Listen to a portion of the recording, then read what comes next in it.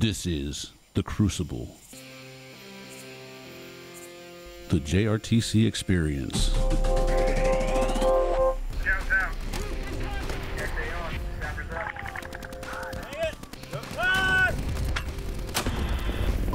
Hey, click to my position over.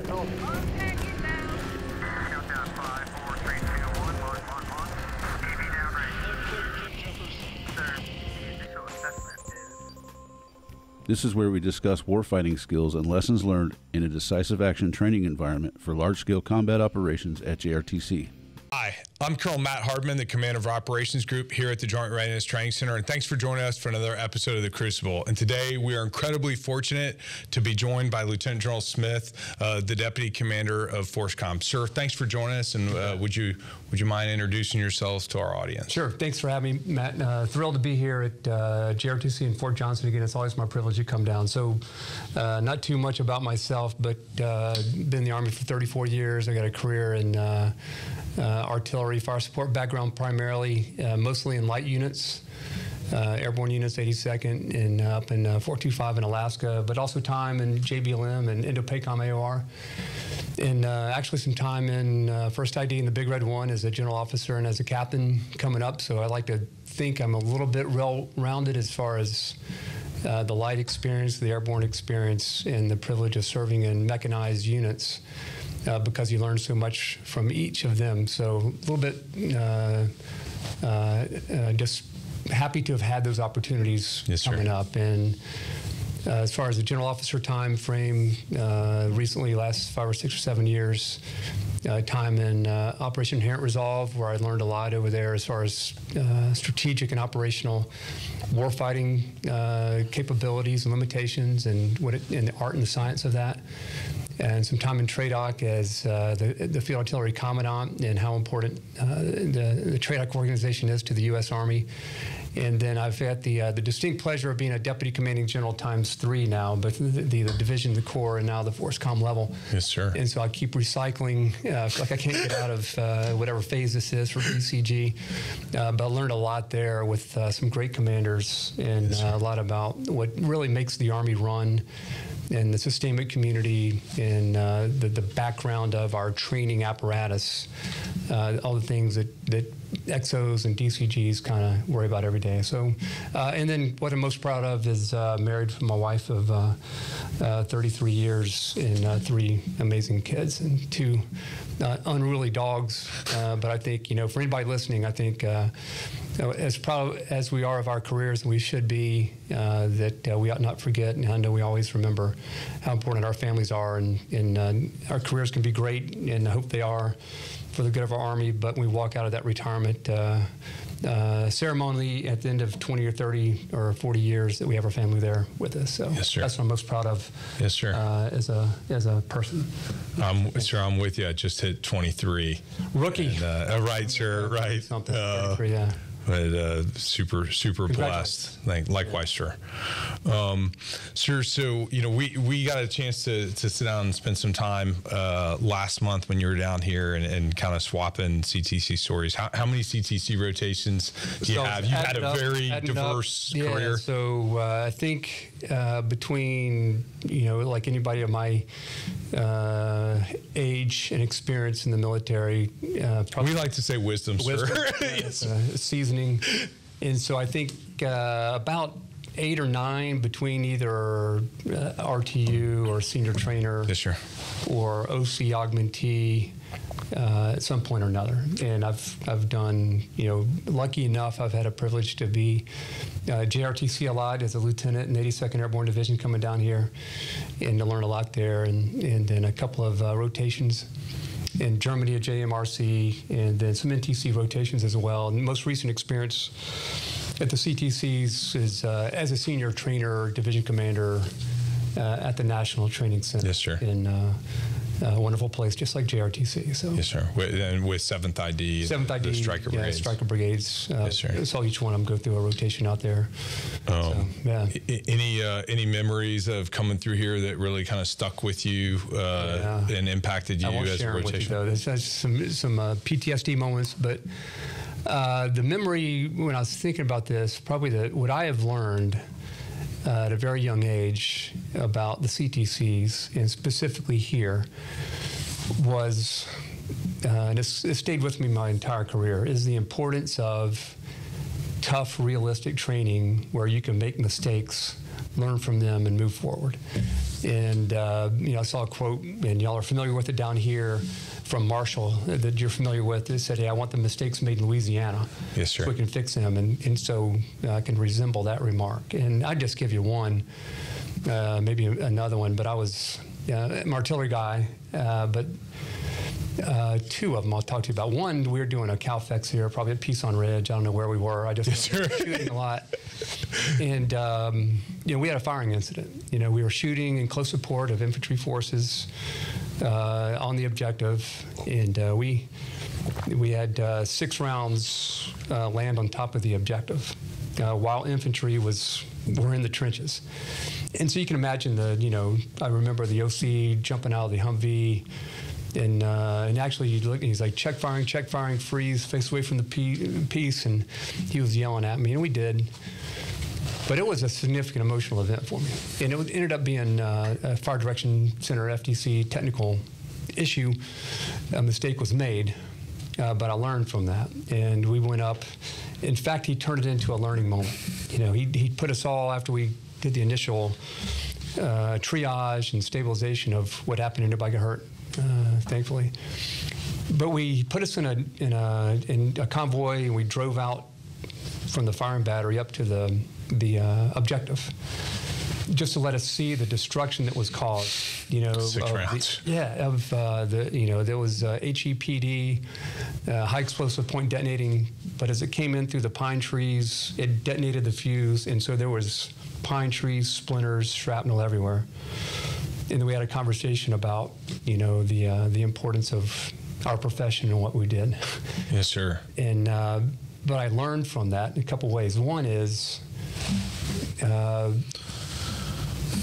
turn everything into a teachable moment, and that's why we're here, to make mistakes. Not that was an extreme mistake. Luckily, nobody was killed. But nobody got relieved from that. We all had to go recertify the FTC, then get back out in the box and continue to train.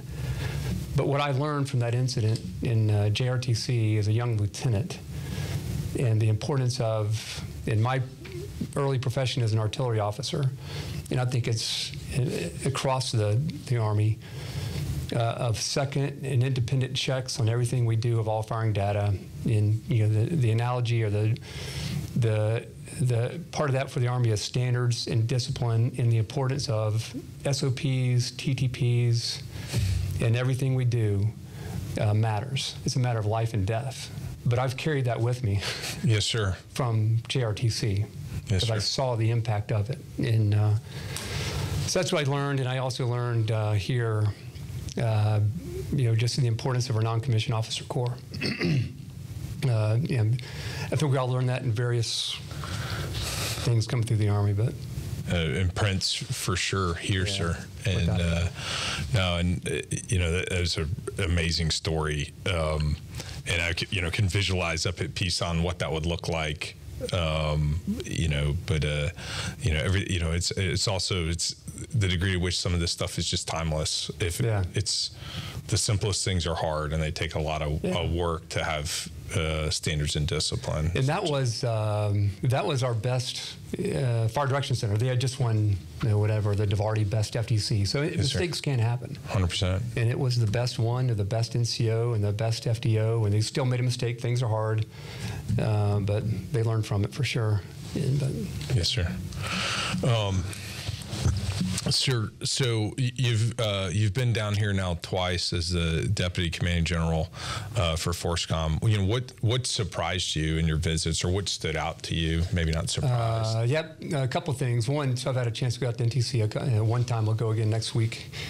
But what I have been very impressed by, with both NTC and JRTC and JPMRC, is a chance to get out there and have a look at that in my previous life, is how fast the CTCs are incorporating lessons from Ukraine and Gaza and even from the Pacific, obviously, into the training environment at the respective CTCs. That has been impressive.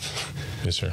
I'm not surprised because you're all professionals and we know what we're doing to do that, but very impressive. Even from the time as a senior trainer with the Striker Brigades, the opportunity to do that in 2020 and 2021 timeframe to now 2024, it's light years ahead. The incorporation of SUAS, the incorporation of counter UAS, EW, the information environment that your Op 4 commander is doing so well here, incorporating that. So I think just the magnitude and the speed. Yes, sir. Has been impressive.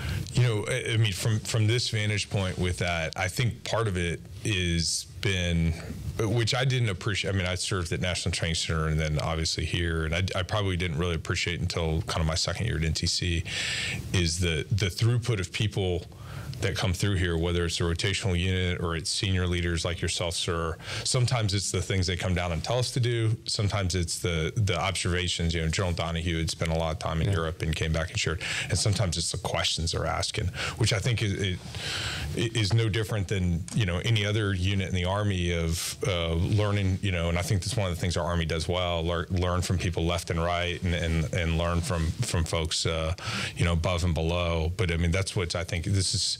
General Ferguson from 1st Special Forces Command was talking with the groups that this place, you know, the CTCs really are kind of a crossroads for our Army as people come in to really cross-pollinate these ideas and the lessons that are. It's how you, I firmly believe from my time in TRADOC in studying the history of the CTCs and being a customer of the CTCs and a product of the CTCs. It's how you change an Army. Yes, sir. It is how you change your Army. I think I mentioned it before that you know, we get our doctrine about right, and doctrines, I think our doctrine is solid. You know, we've made that leap now to FM 3.0 and the down trace waterfall, yes, ADPs and FMs. But by the way, team out there, that was a plug to read doctrine. Read doctrine. We'll tell you this. If you're not reading doctrine, you're wrong. So read your doctrine, because you got to understand your doctrine. Yes, this goes into this. So to change an Army, you have to change your doctrine, in which we've done now. So go read your doctrine, and it's your professional obligation. And then you have to apply that doctrine at your CTCs. That's where you change it, and that's in practice. And that's the importance, you know, of what has surprised me or impressed me about the CTCs is seeing that in action, is changing an Army. And I think this would make you know, General Depew and General Starry very happy with what we're doing at our CTCs now. To include the rotation coming up with the the 2101 coming down here. Yes, sir. And how fast we're moving, because we need to move that fast or faster. Yes, sir. To keep up. I mean, you know, preparing obviously with the change of command, General Kroll coming in and preparing to kind of bring it. It's humbling. I mean, from my perspective, you know, it's humbling having been here, and it's really cool to have a special time in our Army to get to be a part of it, and the degree to which, you know, we got CW2s that are helping to drive this change on the UAS side, on the IO side. You know, you met CW2 Raider. You know, he got the chance to be a part of C2 Fix and then come here and helping to coach that, particularly with the 2101 coming forward. It is slowing down a second. It's a special place to get to be and to be incredible. A part of. The other thing that's impressed me, Matt, about and just surprising, is just the mentality of the OCs here. Your OCs, and I'm not just saying this to make you feel good, as a cog, but the OCs, officers and NCOs, in that conversation we had with them, and but their culture of how much they are learning and taken away from all the units coming down here, and so they all impress me in a you know, very informal environment about what are you learning here, what are you taking away from this, and you know, what I heard was, hey, we learned so much from the units as they come through here. Yes, sir. And we're all in this together. We're all one family, Army family, but they are really learning good techniques and seeing techniques that are not bad techniques but are tried and not working, and so that has surprised me, and not surprised but impressed me about the OCs here. Yes, sir. And the culture, and also the mentality and the culture here at JRTC, and it's at NTC as well, of understanding where a unit is, meeting them where they are, and getting them to the next level. That's all we need to do. We got to, where are you? Because the Lord knows we are all over the place within modernization and redeployment and deployment and getting ready for whatever. But meeting units where they are and then making them even better. Yes, sir. And that's we got to keep that up. That's a positive. No, sir, and I mean to the sense of, as you were, the sense of urgency about what we have to do. I mean, that's what we owe the profession, we owe the nation, and I agree, sir. I mean, I'm humbled to get to be. I think it is a positive. I do think there's a generational component of this kind of willingness to learn, which I think is hugely refreshing to be around. It's inspiring. Yeah, it's probably true. Yeah, it's a generational thing. It's part of it, I think, sir. Coming down here, it is, with the team. I learned something every single rotation. This is my 37th rotation, and I could walk away learning something every day. And some of it's the nuance of looking at maybe a problem or a TTP from now a different perspective. Yeah. But learning something from it, and I didn't expect that when I became like a task force senior at NTC to the degree to which I have, and that's, I think, one of the added benefits of getting to be an OCT. Not only giving back, but I think two units are going through the rotation every month. So that's a plug here to your audience. Yes, sir. Captains and majors and lieutenant colonels about coming to the CTC. I mean, you're better for it. And sometimes I hear young officers, they want to go broaden. They want to go do broadening things. Well, go broaden at the CTCs. So yes, sir. We need warfighters. Yes, sir. And you'll get your chance to go do your fun stuff maybe later. But what we need in this nation, in this Army, more than anything, I think, my opinion, is people that are good at applying lethality and defeating our enemy, our adversaries. And you learn that here, and whether coming through as a training audience, but come here and be an OC. Just come back here and learn. Yes, sir. And let the Army invest into you, so you can continue to change our Army, because we need warriors now more than ever that are experts in their trade. Yes, sir. So we talked about some of the evolution of the combat training centers.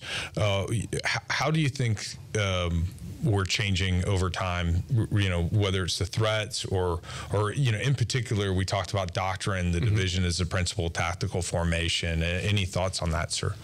Yeah, so as far as how we're changing over time, the threats, I think just coming from my Indo-PACOM, USRPAC background, yes, recent history is, I think that while we do have adversaries in Europe and across the world, the Middle East, obviously, the pacing challenge of our time is, in my opinion, after reading and studying and listening and seeing, is China. And the more we can help ourselves and our officer corps and our NCOs understand what that pacing challenge, competition, potential conflict scenario looks like, we need to pay attention to that, because we are a global Army and there will always be global threats. But the challenge of our lifetime is what's happening, and our adversaries are there too, whether it's Russia, North Korea, in the Pacific AO. So sometimes I think we need to, and we're making changes in our PME as far as OPFOR and how we're basing our scenarios. Yes, and, sir. Is to understand that more. Yes, sir. Understand and what it means and how our adversaries in the Pacific are going to fight. So I think we should emphasize that a little bit more. Yes, sir. In addition to Europe and the Middle East, which is not going away anytime soon.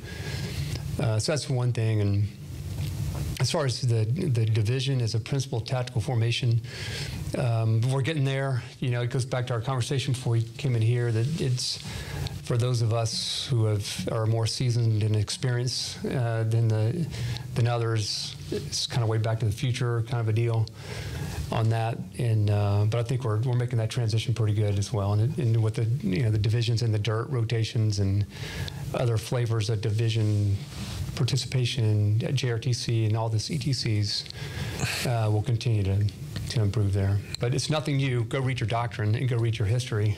Yes, sir. And you can learn a lot from that.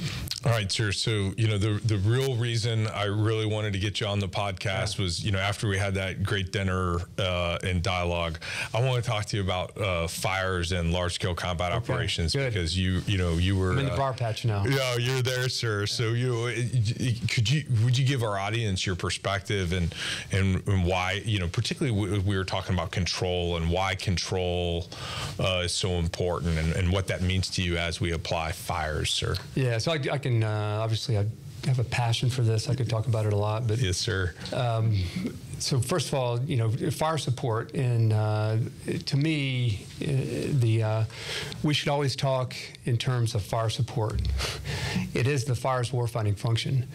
But maybe I'm showing my age. You go back to battlefield operating systems, and we used to call it the fire support. So we still call it the fire support system by doctrine, but just to call it fire support, because the main reason for that is we ought not never forget what it is. It's fires in support of maneuver. And sometimes I think when we say fires and fires and fires, we lose sight that the only reason fires exist is to support the maneuver plan and the maneuver commander. And we can expand that a little bit more with multi-domain operations, maybe to support something else. But fire support is the way I like to talk about it. And, to me, to get after your question on control a little bit, if you back it up and look at fire support as a system, and if you don't look at things as a system, we ought to always look at things as a system, because the Chinese are looking at our Army as a system and coming up with ways to defeat the system. And so to me, it's by doctrine, fire support system, command and control, target acquisition, and tactical delivery platforms. That's the basic system that's been around since I've been in the Army. But part of the command and control, and I think the importance of command and control is anything you have a challenge within your fire support system in LSCO with the amount of the volume and rate and lethality of fire we have to apply in LSCO and MDO is the challenges usually, if you're not where you need to be, are found in the command and control part of that system, and specifically the control part of the system and the processes. And so, it's just the leaders, our leaders at every echelon need to understand their role in that control part of the system. I'll say, so it's the processes. Command and control by doctrine broken down into command posts, networks, people, and processes. And so then you drill down all the way down, microscope into processes. And that's where you find a lot of your inaccuracies and variables that you're not controlling, to the point I made of when I was lieutenant. And the challenge that causes far out was a procedural issue of control inside the Fire Direction Center. So you're like speaking all my love language right now. I like keep going, because I mean that's what when we get around the whiteboard in a rotation, we're seeing, I mean, that's what we keep coming back to, is this underappreciation of the control necessary to keep those variables in tolerance, to allow us, first to be hyper efficient, because of your point about the scale and the volume and the speed. We need that efficiency, because that efficiency ultimately translates to effectiveness. Yes. Effectiveness and lack of fratricide and everything else. It is it's critical. So let me go back to the conversation with your team, and I was really refreshed to hear Because control got a bad name here. I don't know why, but past 20 years.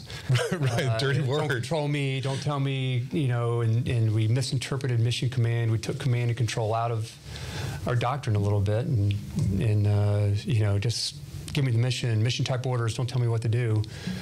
Kind of a thing, but it got a bad name. And it was refreshing to hear your OCs say, hey, we learned how important control is. Yes, sir. Graphics, fire support control, coordination measures, all that stuff is important. Common graphics, it's so important. And I would argue that control is actually what enables the real philosophy of mission command. I agree. It enables discipline initiative. Yes, concur. And to me, the other thing about control is within command and control in a system, and you break that down, the processes within the control part of that, from fire support perspective, your targeting process. That's about control. Your clearance of fires process. That's about control. Cross-boundary fires process. That's about control. Everything's how are you controlling this in LSCO, and that's where you need to focus. And that's what will either allow you to have a permissive environment or have a restrictive environment, which you lose the battle, you lose the initiative there. Yes, sir. So anyway, the other thing, Matt, I can talk a lot about fire support. I love it. One thing of control, then move one more thing where we need to go, fire support-wise, my opinion. Centralized control versus decentralized control. And within your fire support, the joint fire support community, one of the principles there is maximum feasible centralized control. And it's part of our acronym, AWIFM, in doctrine that I'm sure everybody's read here, so I know what I'm talking about. But maximum feasible centralized control, the key word there being feasible. But it just goes back to tell you how important control is. And then understanding that if you're in the defense, you probably want to have a little bit more centralization control because the enemy has the initiative. And so you're more centralized maybe in your fire support system and how you're controlling things. And then this gets you over having control as a bad word. Once you get into the offense, then you have a more decentralize some of your control mechanisms while the maneuver has the initiative. It doesn't have time to have too many barriers to what they need to do. So just kind of understanding control. And I'm glad we're talking about it again. Yes, sir. And I think your explanation there is, I think, really helpful. Yeah. Of the why behind it. And we think in the defense, well, the assumption is we're probably outnumbered. We don't have the initiative. It allows us again to have maximum effect at decisive point. Very helpful. And your comment culturally about this issue of control.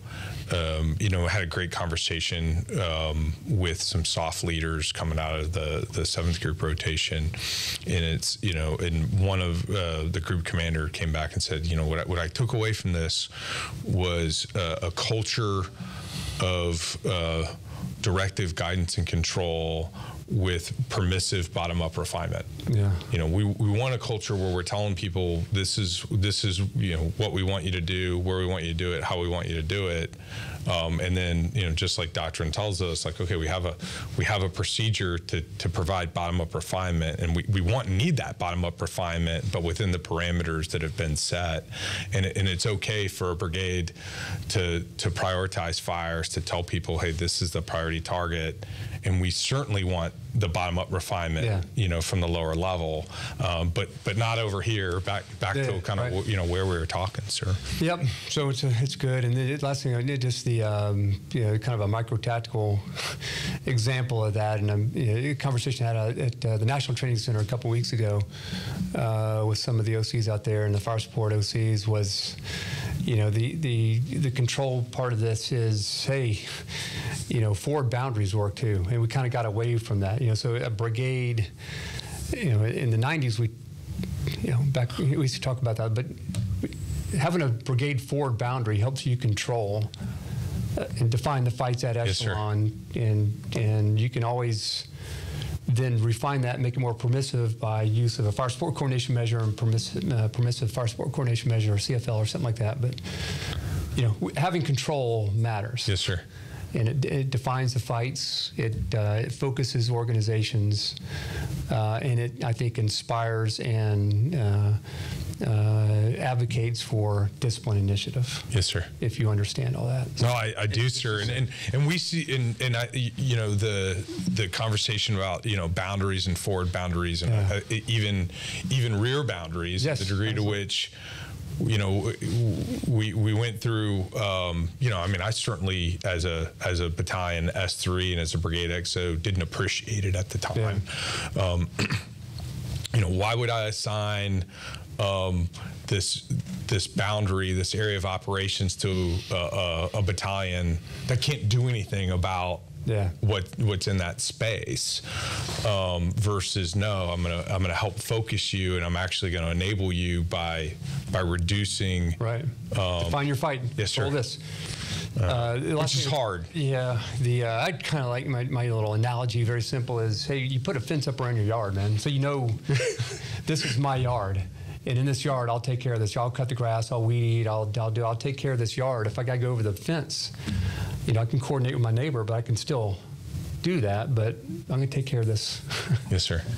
This portion is my responsibility. And if I need help, I can ask for help. If he needs help, I can coordinate for that. But to that analogy, then the city will mow the grass beyond the fence. You can define the fight. Yes, sir. A little simple analogy. Yes, the last part I say about fire support, in my opinion, is, based on my experience, is the need to make everybody more comfortable here at the CTCs and elsewhere about the lethality that is required to win in LSCO, specifically from your fire support system.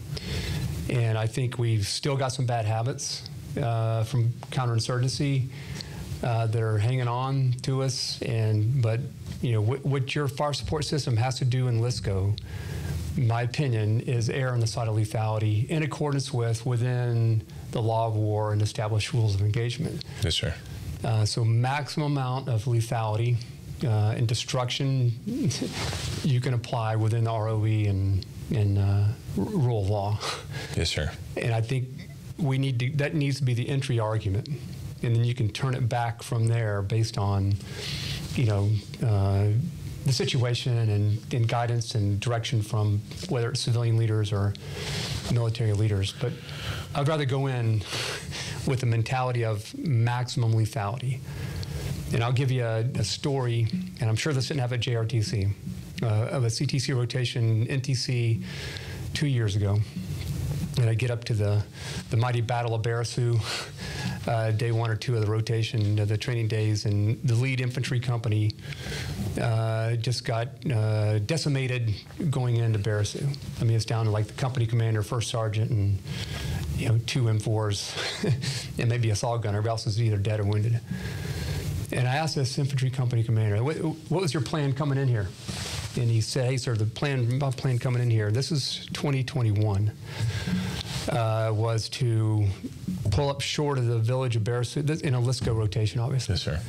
Pull up short of the village of Barisu, and I was going to get my PSYOP team and information operations officer, and then we were going to go into the town and try to convert them to our side before I pulled my company in. And man, that was a bad plan. My point was, where did you learn this? Sort of commander's intent. When I look at it, has some in-state civil affairs limit destruction to civilian property, and the commander's intent during LSCO. And so we still have some challenges. Yes, sir. And I don't know if that happens now. I hope not.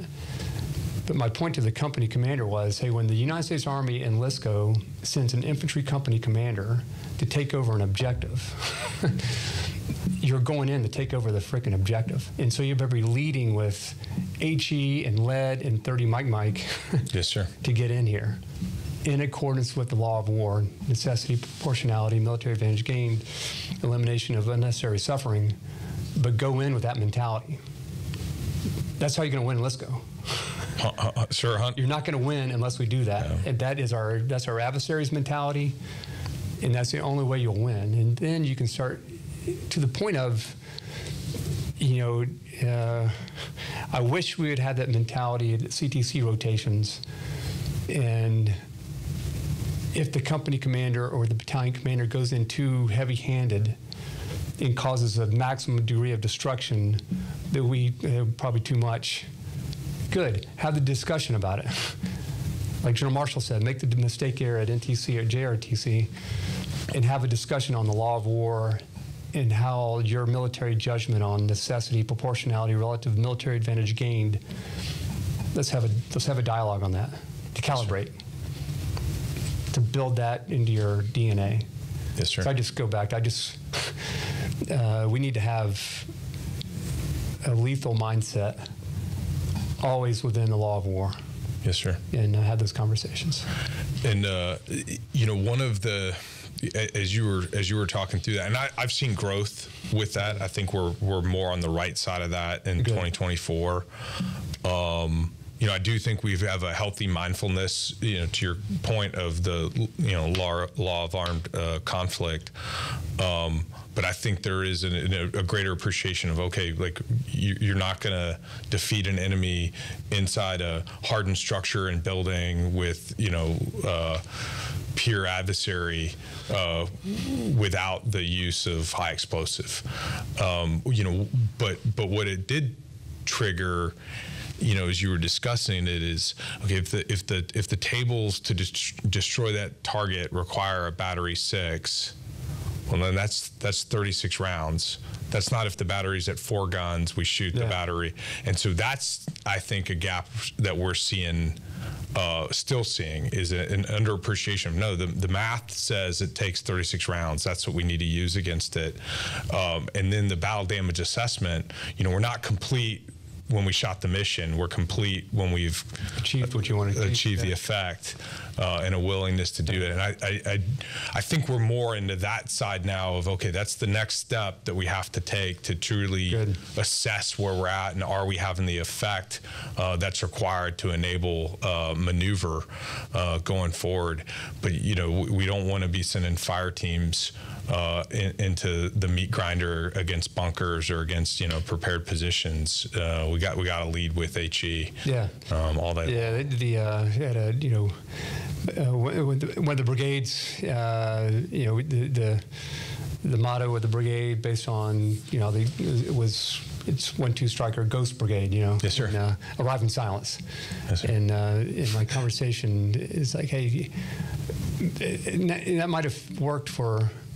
Arrive in silence might have worked in Afghanistan and Iraq, but now in LSCO it should be arrive when the gates of hell have opened up on top of the objective. Yes, sir. Maximum amount of lethality, and then you arrive. Yes, sir. And we just got to get to that mentality. 100%, sir. I think.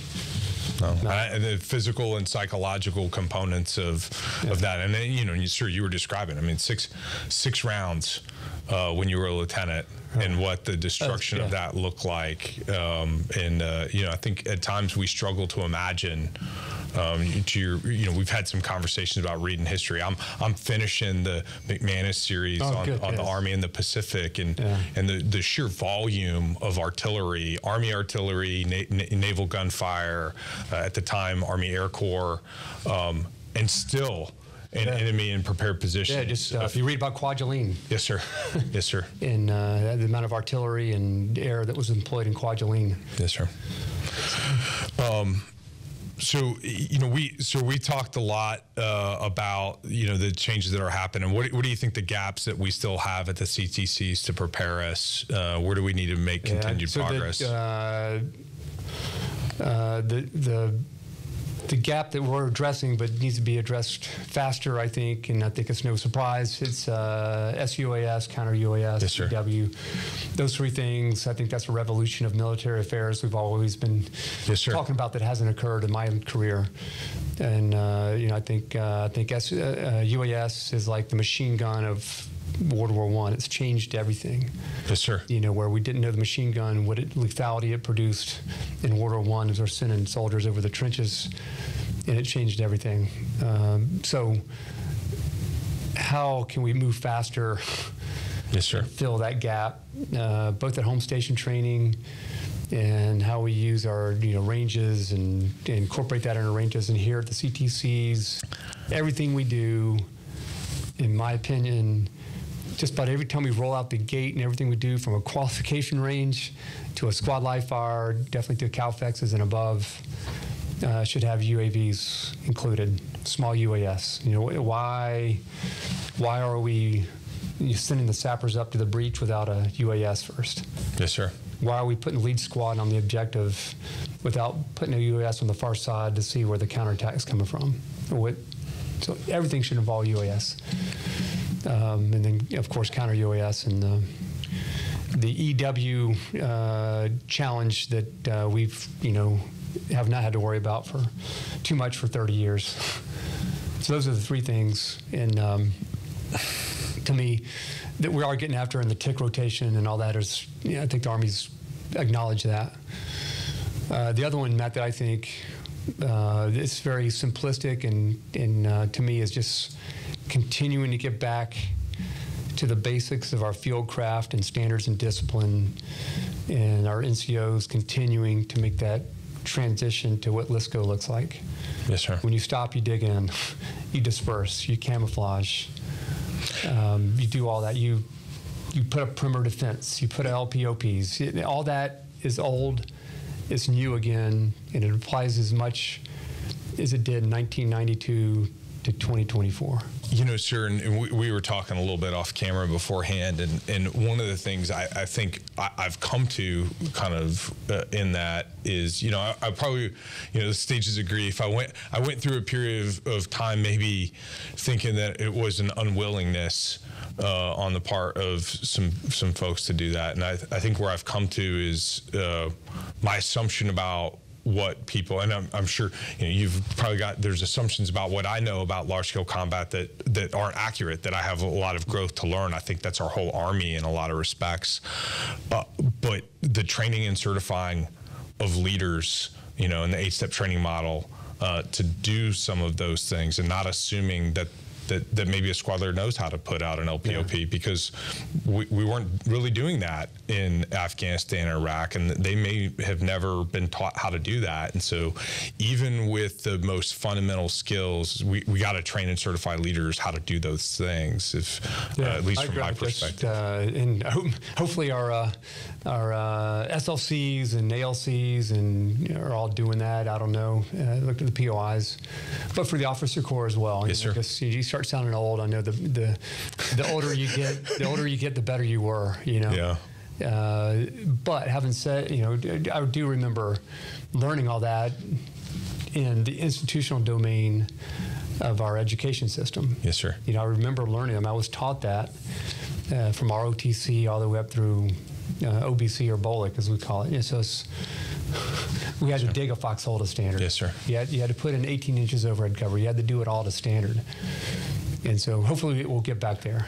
Yes, sir. Because I think we see in Ukraine, it's still digging in still protects you, just like in 2024, it protects you just like it did in the Civil War. Yes, sir. 1863, everybody was committed to the E-tool, right. The American Civil War and certainly World War I, World War II, Korea.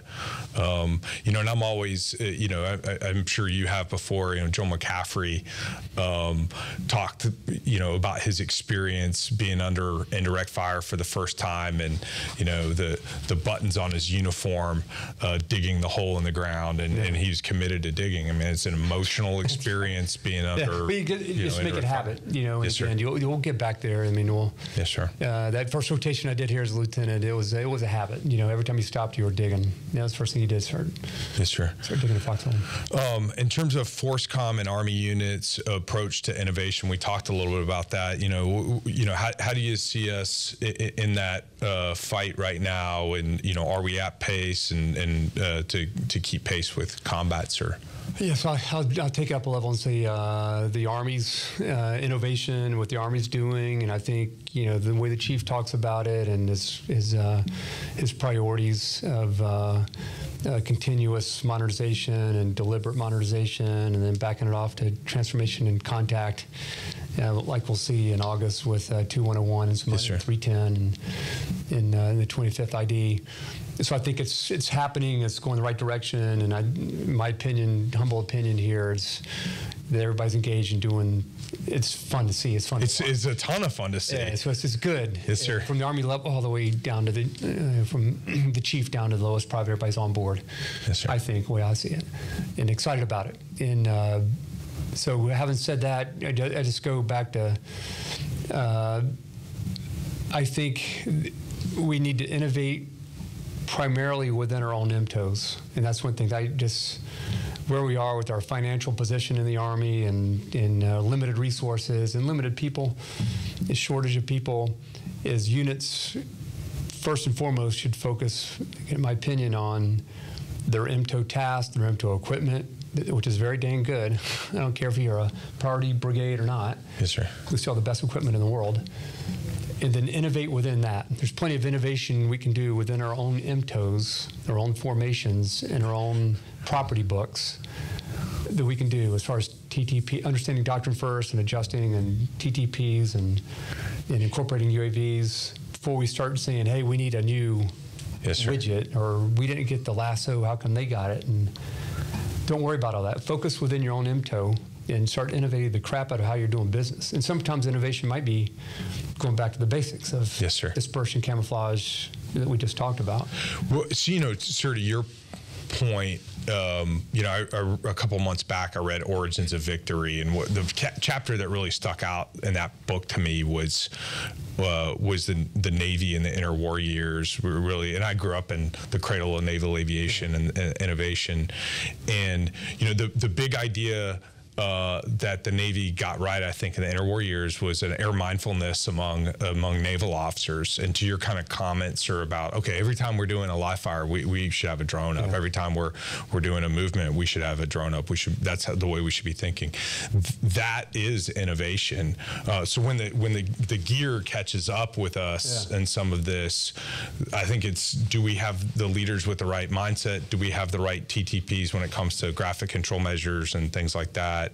I mean, we certainly, I think we a violent agreement, off of what we see of, trust that, and I do trust the senior leaders are moving us in the right direction and control what you can control at your echelon and innovate at your echelon with the things that, we've asked you to do, because there's plenty of work for all of us. Plenty of work. Yes, I guess the only part, go back to that question there and the feed off what you just said is, it takes enough work to be brilliant at the basics at echelon, from a squad to a battalion staff to a brigade staff.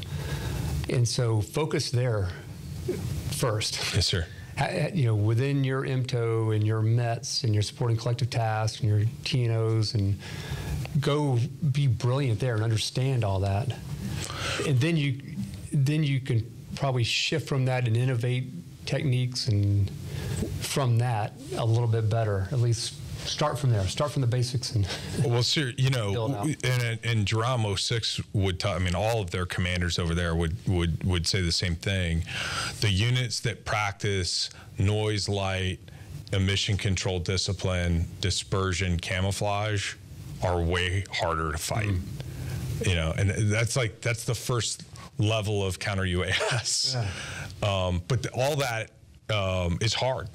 It takes leaders that are discipline. Yes, sir. And again, so there's two things on that. One is the back to that JRTC version I talked about as a lieutenant. And I remember the brigade commander pulled us in and had a conversation with all the BCT, and before he came down here, and he said something like that. He goes, "Hey, we're about to go to JRTC here in 1993 or 4." And he said, "Hey, the one thing we're going to be is discipline. We might, have some faults here or faults here, but soldiers in this brigade 282 will be disciplined.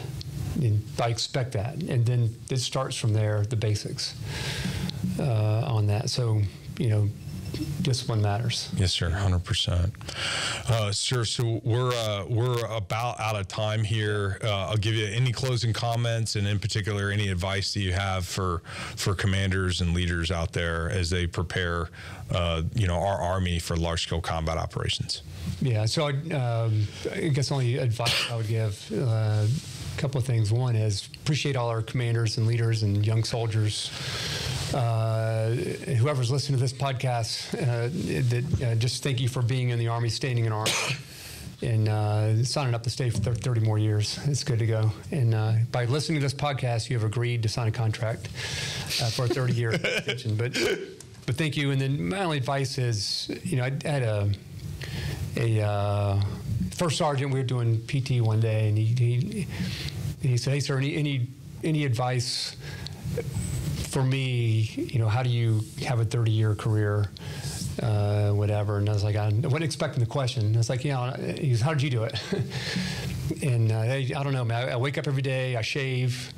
I put my PTs on. I do good PT, and it all starts from there. And that's my simplistic advice: is the discipline to get up and do the right thing. And it starts at PT, as General Pappas would say: engage leadership, and knowing your soldiers, but being present for duty, and starting at PT, and everything kind of falls in line after that for discipline and taking care of soldiers and your career. I think it just it goes from there. The other piece of advice I would give everybody is read books, and if you Audible and you're doing all that, that's fine too. But I read. I have the hard book. I have a Kindle too. So right, sir. But read books, and what I have learned I didn't learn it really till I was a major, and I had a senior officer who was pretty brutal about his mentality and his expectations of reading. And so I didn't want to get fired, so I started reading books. And I have learned so much. Whatever we're doing, whether it's innovation or whatever we talked about here, go read a book, in my opinion, about military history, study a battle, study something, read about it, and see how people did it before you did it, because there's nothing new on this earth. Yes, sir. There's really not, and we say that a lot, but every time I read a book, I'm reading a book now, The Demons of Unrest, and it's about the lead up and the hubris and the stakes and some of the heroism leading up to the Civil War. And the Fort Sumter and all that, but it's just yes, sir. You can read and learn so much, and I think that's why I asked your OCs who's reading a book right now. Yes, sir. And if my opinion is, you're almost professionally negligent if you're not reading a book. And people say, "What should I read?" Read whatever you want, just read.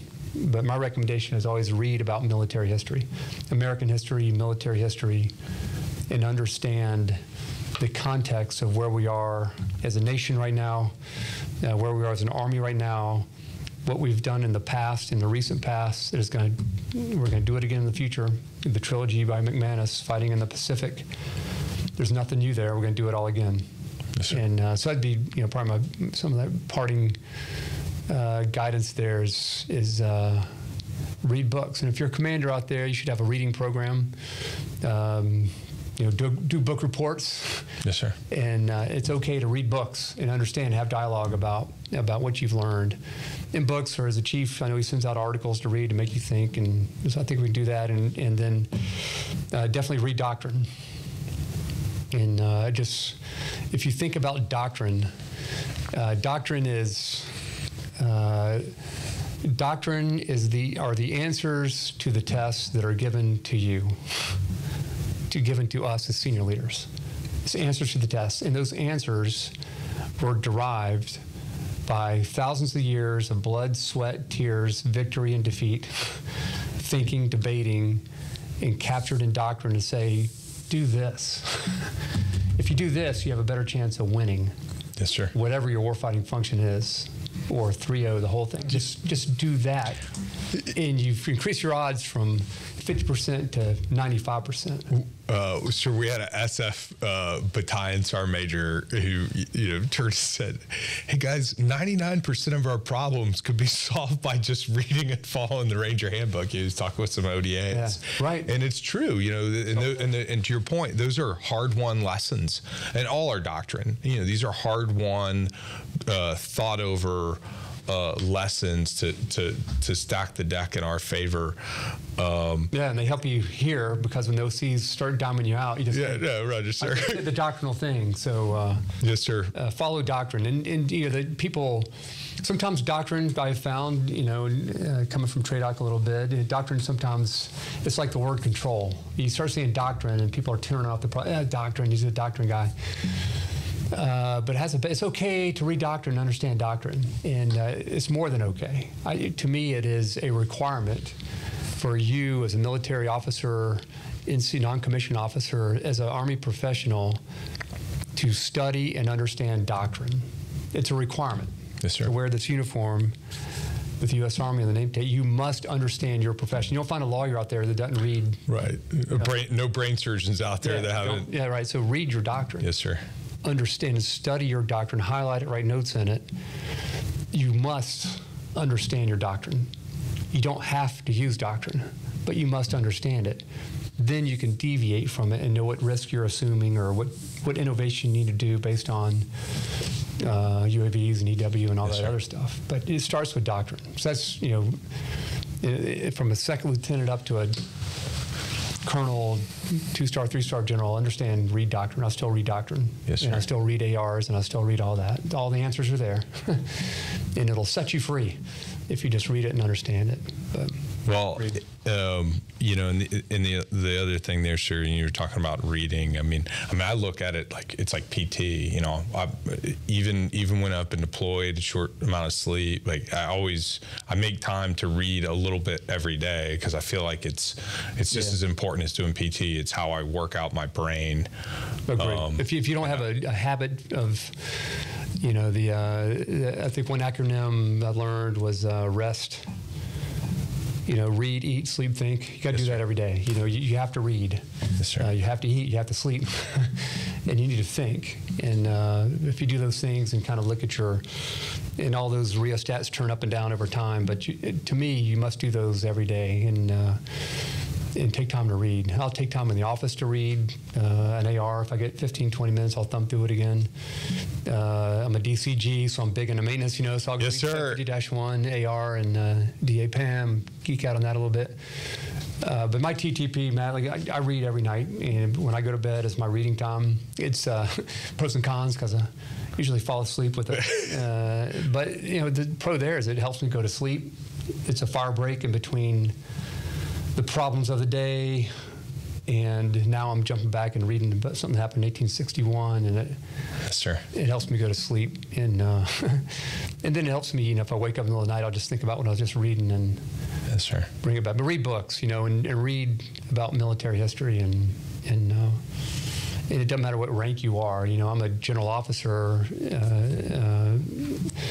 I'm very humble to even be here in this position. But so I'll go read about what general officers have done. I'll go read about, Schwarzkopf and how did General Grant do what he did in the Civil War, and his thoughts.